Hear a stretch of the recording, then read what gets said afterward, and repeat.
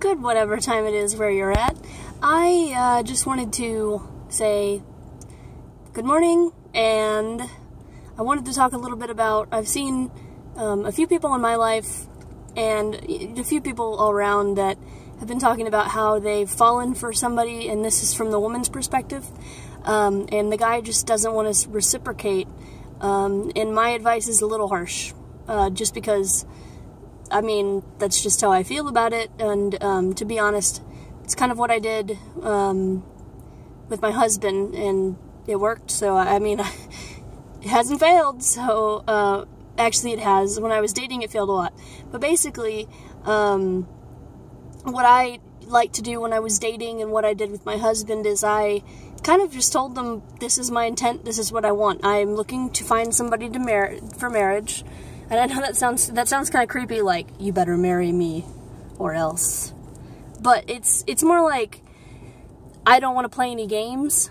I'm going in with the intent and the expectation that if everything goes well, that we will get married. And that sounds, if you say, like, I just feel like that sounds a little weird if you don't know exactly what I mean. And what I mean is, like, rather than making him into somebody that he isn't, so, you know, you've got this idea of a perfect man, and you're trying to make him into something that he isn't.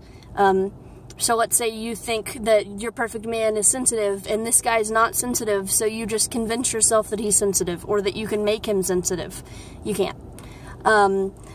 You know, you just gotta accept them as they are, but you also have to find, and I found through dating, and I'm sure that a lot of people do, through dating, things that you like and things you don't like, and that's why I advocate for dating. A lot of people, and this might be that I'm not a parent, I don't know, but they don't want young girls to date, and I wouldn't want my young girl, if I had one, to date for the sexual reasons, as boys do try to get girls into those sexual situations. But I think it's important to date, because you learn what you like and what you don't like. You learn what you can handle and what you can't. Like, a guy who's pushy and always is trying to get you into situations that you don't like isn't something that you want to be in. But a lot of girls think, well, okay, he likes me, he's the only guy that likes me, and he's nice to me if I do what he wants, so I'm gonna do it.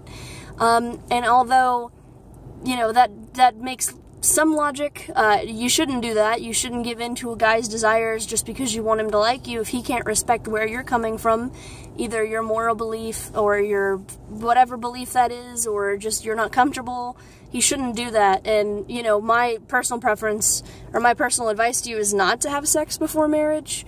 If you've done that, that's fine. If you, let's say you did it with one guy and you're with a new guy, and the new guy goes, well, you had sex with him, that doesn't matter. I made a mistake, God has forgiven me for that, and if you can't forgive that, then that's your own problem. I mean, of course, I don't think that a guy, like, if you told him that, if he can't forget it, and you can't expect him to, but he shouldn't be using that against you to pressure you into sex, or pressure you into whatever he wants you to do. If you don't want to do it, you shouldn't have to do it. And then on the flip side, some girls think, you know, some girls, like in my first example, say, oh, well, you know, I just am going to make him into everything that, you know, I need him to be, and you don't say that to yourself, but you're doing it.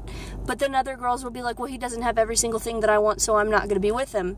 Well, I think there's a fine line there, like, you know, there are certain things you can't live with, like, let's say, for instance, a guy that beats you. That's not something you should live with. But, oh, well, this guy has brown eyes, and I like blue eyes. You can get over that. It's superficial.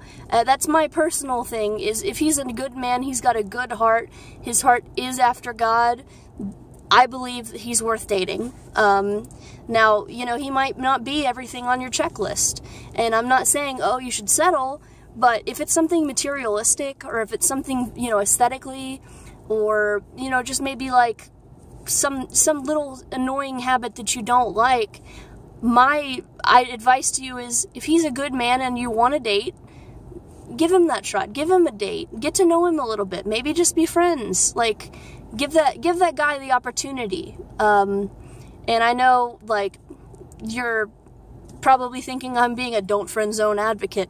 I'm not, but you know, there's some people you can and you can't date. Like, there's just that guy friend, and he likes you and he wants to date you, and you don't want to be with him. Well, then don't. I mean, that's not a problem.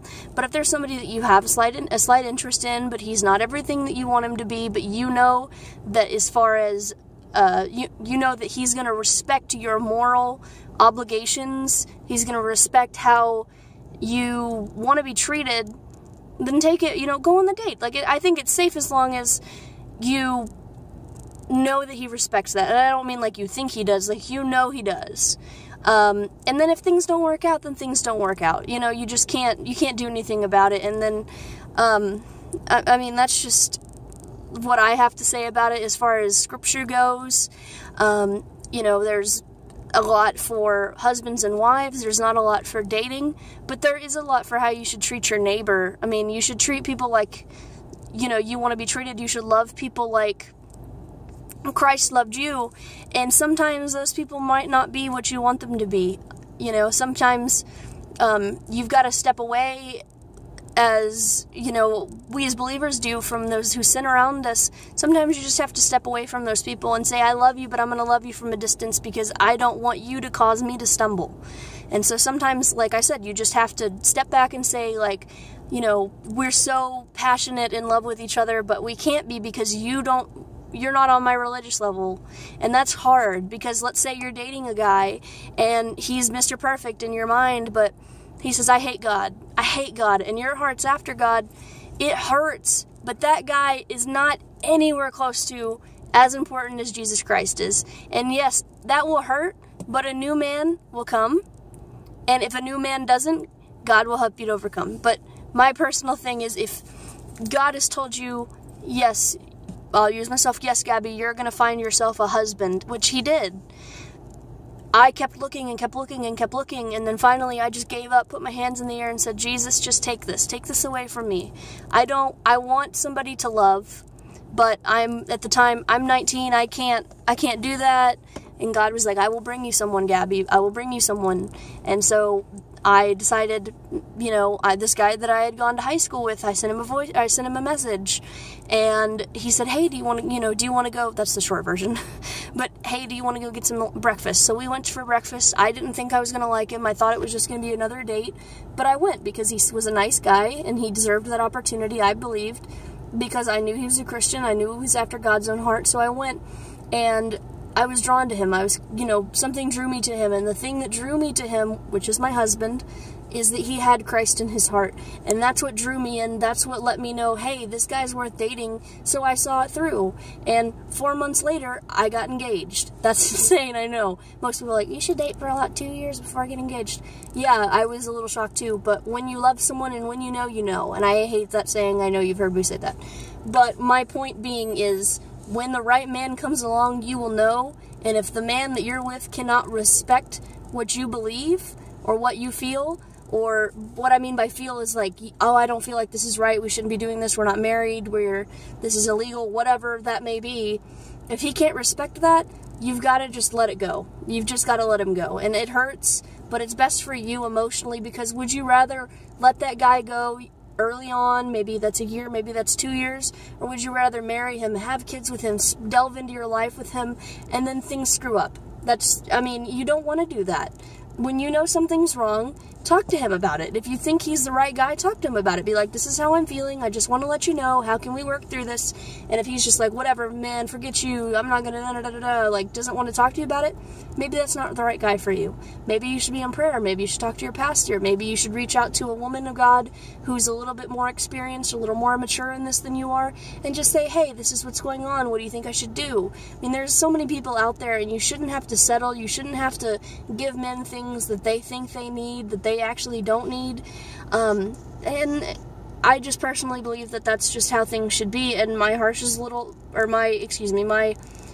standpoint on it is a little harsh. It's just, let the man know, maybe in a kind way, this is what I want, this is what I expect, and if you can't bring that to the table, I apologize. Let's just enjoy this meal as friends. We'll continue to be friends, and that's just going to be the end of it. And the right man will fight for you, just as Christ fights for us every single day. God loves you, and he loves you unconditionally, regardless if you push him away.